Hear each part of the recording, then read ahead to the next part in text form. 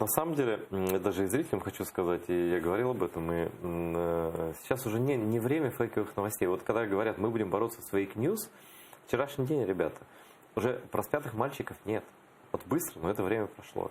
Сейчас время фейковых комментариев. Они берут обычные новости, то, что есть, да, подают их под своим углом, снабжают комментариями, и получается уже, допустим, что вот происходит акция народная, ну, народная, в смысле, люди сами собираются, да, обсудит комментарии, и комментатор говорит, это такая политическая партия ее собрала, да, потому что они нас ненавидят и так далее. Это не является абсолютно никакой правдой, но в видеоряд настоящий, комментарий фейковый, что мы получаем на выходе? Фейковую новость в целом, да?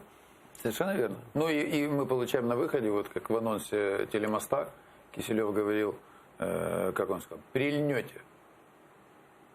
То есть вот как раз прильнете. Ну, так все сварят, такой компот, чтобы, да, прильнете. И, ну, собственно, я думаю, что ответ на твой вопрос, он в самом этом, так сказать, вопросе. Слушай, а что это такое? Ну, то есть это очевидная совершенно вот та самая пятая колонна. Твое мнение, вот по истории Ньюсвана раз упомянули этот канал, но сегодня там Нацрада по делам телевидения и радиовещания, там рассмотрение, предупреждение, я не помню. Какую-то проверку они проводят, лицензии, да, на предмет, проверки на предмет решения лицензии и так далее. Что бы ты, как народный депутат, и вот стал бы ты народным депутатом, допустим, да, предложил сделать с таким каналом и с другими каналами, которые работают на пророссийском волне, так сказать? Ты знаешь, я думаю, что тут вот очень важно, когда, ну, то есть вот такого рода провокации организовываются, я думаю, что это абсолютно, так сказать, спланированная четкая провокация. С телемостом, да, но в целом, это же только одна провокация. Вот я почему говорю об этой провокации? Потому что вот она, будучи хорошо спланированной, то есть человека, который попадает вот в эту, ну, то есть аферисты же такие истории придумывают. И то есть человек, как только попадает в эту историю, он либо в такой сценарий, либо в такой, но там уже много всего продуманного. Ну, то есть в итоге, если там будут сжечь шины, разбивать витрины, пожалуйста, великолепная картинка для западных медиа. Если там будут какие-то скоропалительные решения, которые потом будут легко оспорены в суде, тоже прекрасно. Да, то есть я вот почему, и ты правильно ставишь вопрос, задаешь, законодательно. Законодательно должны быть решения приняты о полномочиях Национальной Рады, вот, радио и телевидения, вот, по очень четкому абсолютно направлению. Вот есть страна-агрессор, то есть по отношению к стране-агрессору медийное пространство должно быть максимально точно зарегулировано. Я не побоюсь слова «зарегулировано».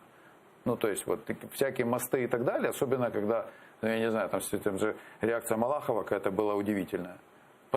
Я просто уже посмотрел. Ну, да. Какие? Ну, то есть, человек говорит, там короткое выступление, он говорит, я вообще собирался, это должен был быть праздник улыбок и счастья.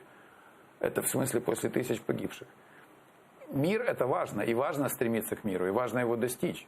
Но в сегодняшнее время улыбки и счастье это как пощечина. То есть это абсолютно провокационные. То есть, смотри, Национальная Рада должна иметь очень четкие рычаги для того, чтобы отзывать лицензии в случае, если произошли какие-то нарушения. И я думаю, что определенные нарушения они не требуют квалификации как окей, вот в следующий раз, еще один раз, и мы тогда уж совсем. То есть есть ответственность лиц, которые допускают это, непосредственных руководителей, и действия, которые совершены. Знаешь, все, вот, лицензии все любят приводить в пример демократии Британию. Но так вот, Британия, когда на нее напала Германия, в прошлом веке, там быстро прекратилась свобода слова в отношении Германии. Никто с британских СМИ не призывал к дружбе с Германией в период войны. Это было преступление. И, наверное, потому что войну войной не назвали сначала, да? Тогда бы было просто от этого слова плясать. Вот война, если вы за мир с страной, которая напала, все, ребят. Но это надо как-то решать, иначе нас вот это медведчуковское вот это вот облако, оно нас полностью поглотит. Ты прав.